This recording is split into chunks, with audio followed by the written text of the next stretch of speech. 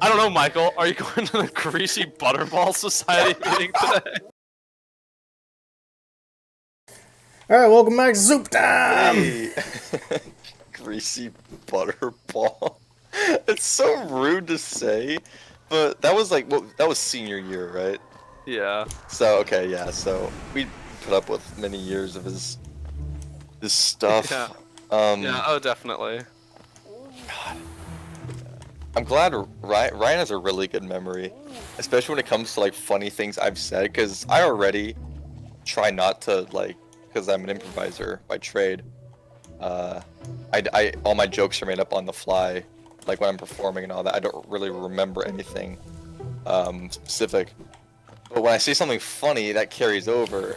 Like when I say something funny, like at lunch or something, that would carry over, or that. Yeah, so I couldn't remember. But thankfully, Ryan does remember.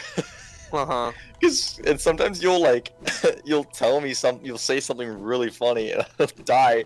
I'll go, "Where'd you hear that?" And you said that like 2 months ago. And I'm like, what? half of the jokes that Patty laughs at that I say are just his. Yeah. I should just stop telling him that they're his, and he'll start to think, "Damn, this Ryan guy's really freaking funny." No.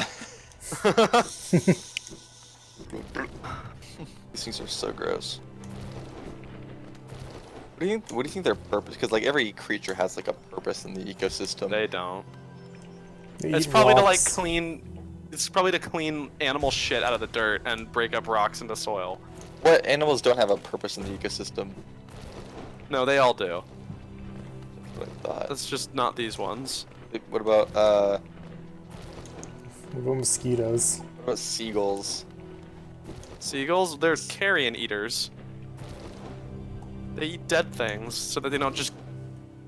The whole beach isn't full of dead fish and like shit. And of course, you know, children's lunches. We can't have any of those lying around. God. It was bad for the environment. Super not a fan. Yeah, well, Of the gulls. me neither. And Of the you know, sand when the rats. inevitable seagull race war comes, I'm definitely siding with Chad, the seagull kid, on that one. Tell that story too. the seagull. Chad the Chad seagull story? kid. Alright, so. His name's Chad.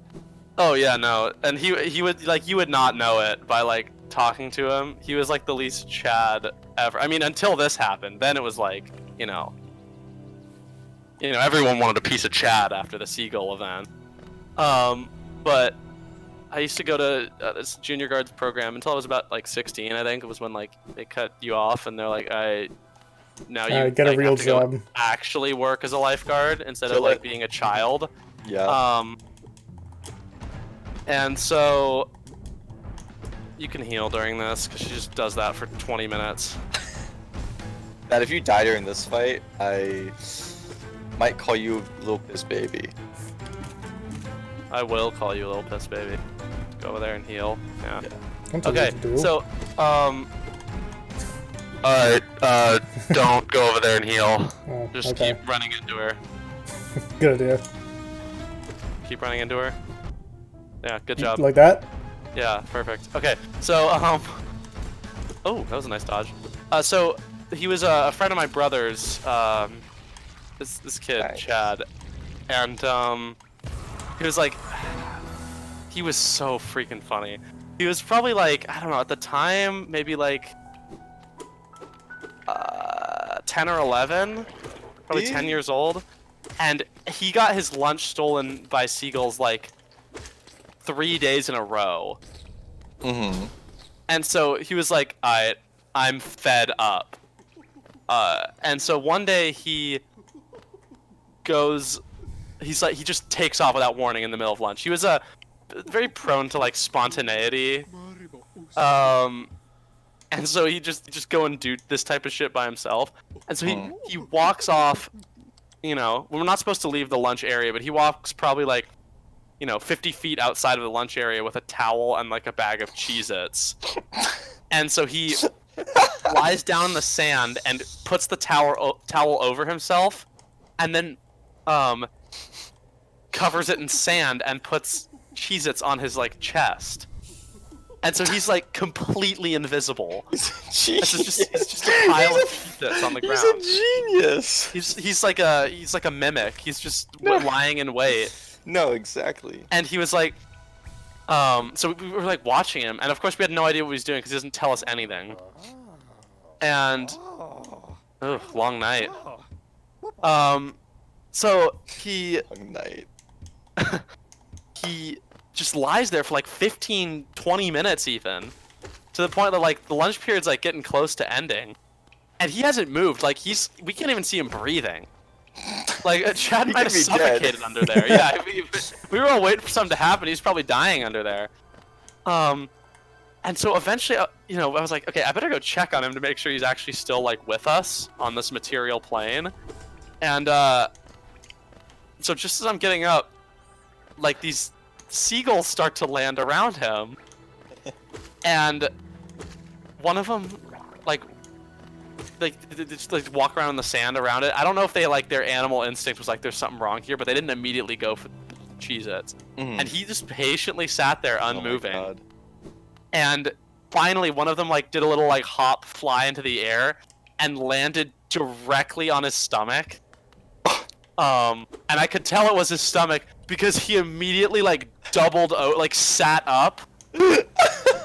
And as he did that, he somehow had the mental wherewithal, because seagulls are not light, they're like heavy. Yeah. And so like it's landed on his stomach, and as he like, you know, lurched inward responsively, like reflexively, he like brought his arms up out of the sand with the towel around them and like bear hugged the seagull. Oh my God. And I'll never forget the sound it made. It was like the normal seagull squawk, but like panicked. Nail bounce. Oh. Or... Oh no, there's no wall. Never mind. Stupid. Yeah, they thought of that. Wait, you can nail bounce on spikes? Yeah, just not on thorns. So he bear hugs the seagull, and then he immediately like tucks and rolls. The rest of the seagulls panic. They're out. They're gone. But he rolls over with the seagull in his towel, and he like sits up, and like as he's standing up, he just starts wailing on it. He just starts like smacking the shit out of his towel with the seagull wrapped up inside it. Oh my God! It's like flapping and like squawking, and he's screaming. And Holy finally it shit. starts to like shake free, and so he like he's like, he can tell that it's starting to get loose, so he grabs the towel and he starts like spinning around. He does like a single spin and does like a perfectly executed like hammer throw Oh my God. of the seagull still in the towel, and it like flies through the air and lands on the ground, and the thing squawks and flaps out of the towel and flies away. Oh my. And he's just sort of standing there like sweaty as shit because he's been laying under a towel in direct sunlight for 20 minutes. And he's like panting and breathing heavily. Jeez. I have a couple stories like that from this thing from my middle school. Like for the kids who were like 1st to 4th grade, that just dipped. You hear the music starting up. It's like, and he like dips out of there. Yeah. There was this group called the Rattlers, and The Rattlers. like rattlesnakes, and there was different groups. There was like the Rattlers and the Sidewinders and all this it was all stupid. It was just an excuse for dads to get together and get drunk and not supervise their kids. And then the kids would always go and like kill themselves like it was Lord of the Flies. Oh God. What No, the it was- fuck is this? That's Tiso. Yeah, he's funny. I like him. Not anything he says, just his character. I feel bad for the Patreon supporter that got to design that character and then to see what they did with it. Yeah. It's a cool design. I'm a fan of the design. So anyway, I remember one Rattler meeting was at the gym at my school, and we were playing like dodgeball. It was like the one time we ever got to play dodgeball in that gym because the school wouldn't allow us to play dodgeball any other way. Go buy the lantern. Yeah, there it is. Yeah, go.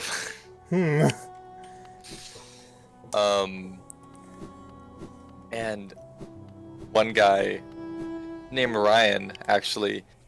And they all went to high school with us. So Ryan, you know of this one. This Ryan rolled over on. He like fell on my friend Aiden and broke his arm. Oh my god. Because Ryan was like a big dude. Well, yeah, no, I was gonna say Ryan is like big. Yeah, and Aiden is not. Well, he is, but not compared to Ryan. Yeah. And the whole like there was this meme where every single meeting someone would get hurt. I remember my turn to get hurt. Was my turn, yeah. Patty. Almost said my turn to get hurt. The lottery. Yeah. Oh my god. We were I don't know. We were at someone. It was usually hosted at someone's house, and but the only reason it was at the gym was because my buddy CJ. His dad was the athletic director of our middle school, so he got us access to the gym. So, and his dad and my dad were the only ones responsible enough to not drink and unsupervise the kids, but they couldn't. Those two couldn't supervise 30 kids, so it was all. That's why there was always someone bound to get hurt. And anyway, my turn to get hurt. We were at someone's house. And they had like a play structure or something in the backyard. And we were all there, and there was some prick douchebag kid. Oh, yeah, nice. It tells you to look down there. There's some prick douchebag who was a year ahead of us. Oh, I know where he is. And he has this stick. Oh god. Yeah, and he just like whacks me in the face with the stick and like smacks me right in the eye. Oh, I hate these things. He tries to run. Oof, that only has 2. That only has 1. 3. No. And he just whacks me across the face. No. Ugh. You want to call it? Let's call it there. I'll continue these on the next. It's been like 13 minutes. So we still have time. Yeah. Oh, we still have time? Okay. But the big meeting we all had. We all went camping overnight. For like 2 days, or 2 nights and 3 days, we went camping at some place. And on like the second day, we got the idea. Hey, we should. And keep in mind, we're like 4th grade. We were like, we should try to catch like a rodent or like something like a fox or something. We're like, yeah, let's do that. Good idea. Yeah. So rabid. Yeah, something like that could bite us and subject us to one of the most painful diseases known to man. Yeah. So we snagged some ham or something from our food supply, and we set up the box with the string thing. Oh, and so this one kid, we had like a couple wiffle ball bats to play wiffle ball with, and this one kid, crazy kid, insane. I don't even fucking know what his deal was. He's like, all right, I'm gonna get this bat, and we're gonna beat the animal and kill it. We're gonna cook it, and we're like, what? But okay, we don't know better. Wiffle ball bat. All right, kid. So at like it's like 5 or 6 in the evening. It's starting to get dark. The sun is just set. What the fuck is this? Oh, it sucks. Yeah, no, these things suck. No.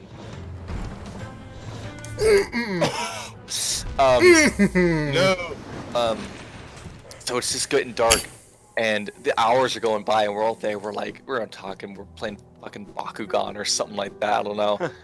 And he all of a sudden he's off by himself, closer to the box. Like he is concealed in the shrubbery. And I'm sitting next to the kid holding the rope or whatever was tied to the stick box. And all of a sudden we hear like a skittering, and we're like, whoa, shh. And we look, and it's, you know, that time of day when it's dark, but you can still just barely see. Twilight. Yeah. No, twilight. Where it's twilight. and we see something run under the box, and we yank it. And as the box falls, this crazy kid with the bat jumps out of the bushes, and he's like, ah! And he starts beating the box, not the animal, the box with the bat. And he kicks the box over to, I guess, go for the animal. And it's a skunk, and the skunk sprays him. Oh my god. Like, right in the face. And he's like, ah, ah. He starts like swinging the bat, like flailing it blindly. And we're all like, yo! We're all like freaking out too. And the skunk runs off, and he's like holding his eyes. And like some of the dads come running up, and like, yo, what's going on? And we're like, what? I forget. I don't even know his name. So and so got sprayed with a skunk. And they're like, yo, and his dad comes up and he's like, what the fuck are you doing? What's your fucking problem? Like, oh my god. so he had to take him to like, he left. He didn't come back to the trip. God, that's great. I've never heard that story from you before. I never thought of it, even when you first get. I don't. Oh, that's so funny. You just I can't believe you got something, dude. That's nutty. Right? Yeah. We were kind of we kind of secluded, or we were off a little ways from the campsite. Yeah, yeah. Oh my god. It was like an early morning skunk, or like early, not morning. Fucking fly just got speared by this. Yeah. An early waking skunk. But yeah, that. Oh my god. That I have not thought of that in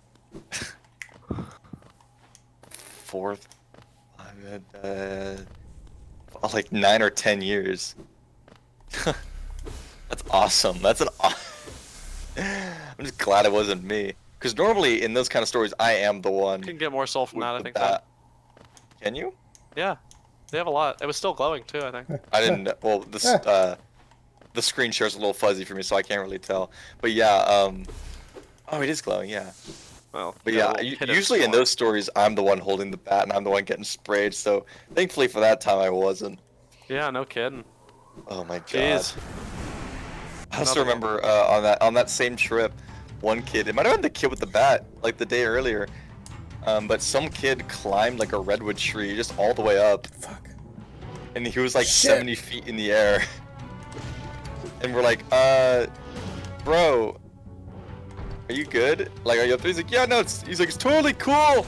You're good. But, he got stuck up there for a little while. He eventually was able to come down, but. Oh. No, he's good. Yeah. Nice. These things just have too much health. Oh, damn it. But he's also got the first nail still, right? Oh, yeah. Oh, God. No. That was bad timing. Well, shit. Why so down tonight? Just another day that didn't go